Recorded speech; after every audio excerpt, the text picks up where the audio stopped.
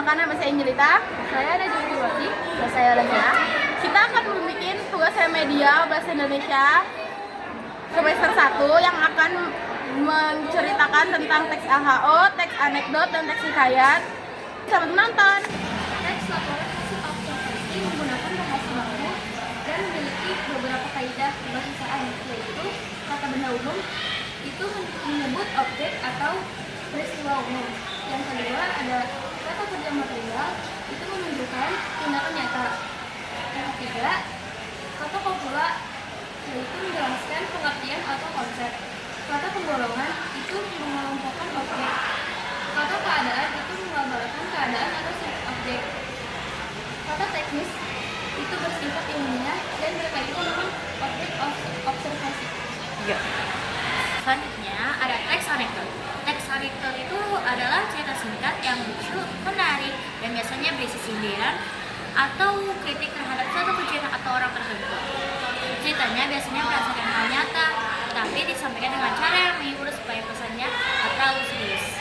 Terus yang kedua, teks anekdot itu ada beberapa ciri-ciri, yaitu yang pertama ceritanya singkat dan padat, yang kedua isinya mengandung unsur lucu atau konyol, yang ketiga kadang tokohnya orang terkenal atau tokoh penting, yang keempat biasanya di akhir cerita ada pesan atau sindiran yang bisa kita ambil. Selanjutnya teks anekdot itu ada strukturnya. Yang pertama abstraksi, yaitu pengantar cerita. Yang kedua orientasi atau bisa dibilang bagian awal atau latar kejadian. Yang ketiga krisis, bagian puncak atau masalah utama. Yang keempat reaksi, bagian tanggapan terhadap masalah. Yang kelima koda, yaitu bentuk cerita yang biasanya berisi pesan atau kesimpulan. Saya akan menjelaskan teks hikayat.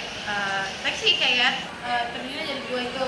Nah, yang satu itu definisi hikayat. Hikayat adalah karya sastra Melayu lama yang berbentuk prosa yang berisi cerita, sejarah, dan atau kisah tokoh dengan unsur-unsur rekan keajaiban. Biasanya menceritakan pahlawan, kehebatan tokoh, atau peristiwa luar biasa.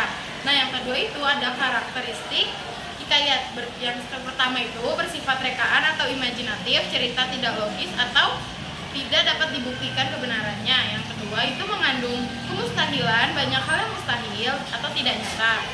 Yang ketiga itu anonim, penulis tidak diketahui secara pasti. Nah, yang keempat itu ada istana sintetis atau cerita berpusat pada kehidupan istana atau kerajaan. Yang kelima itu ada statis, cerita tidak banyak berkembang karena tidak berkaitan pada pola kehidupan istana atau tradisi lama. Ya, Sekian dari kelompok kami. Wassalamualaikum warahmatullahi wabarakatuh.